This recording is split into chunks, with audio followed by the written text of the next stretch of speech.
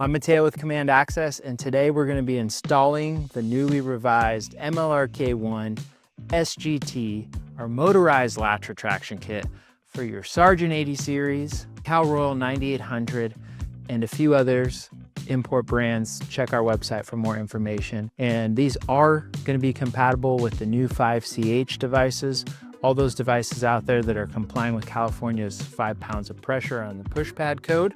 So let's jump into the install, see how this bad boy works. So we're gonna start with the Sargent 80 series. This is on the door. You can detach the head with these 2 screws here and just remove off the base rail and push pad, make your job a little easier. Since this is not installed, we're just gonna flip the whole device over, remove these 4 screws.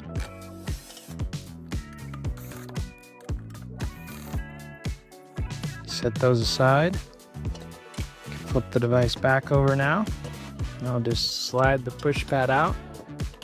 Now that we have our push pad, we can get to our activating brackets.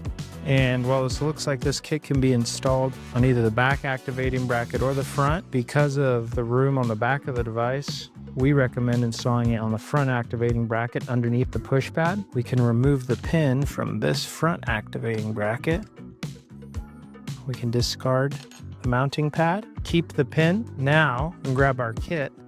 We're going to want to make sure the end point of the activating bracket right here slides and makes it right into this cavity and sits right on top of our roller here. So if we look through our little window here and see, I want that not on top, I want it right underneath. Once that's lined up and in the right spot, I can bring this down until I have those lined up, and I can reinstall my pin.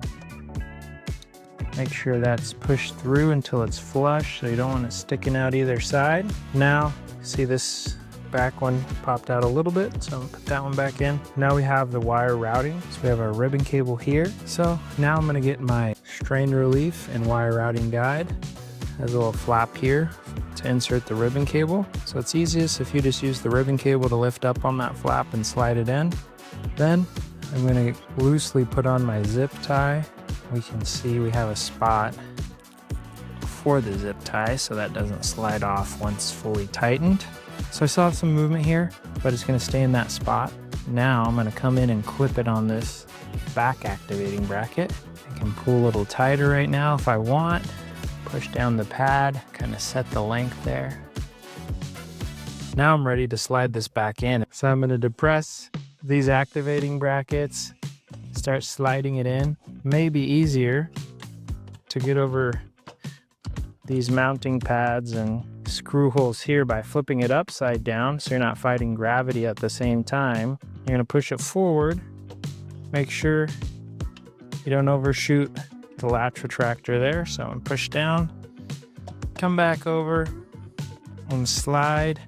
I'm gonna press down on the device and I'm gonna look those screw holes.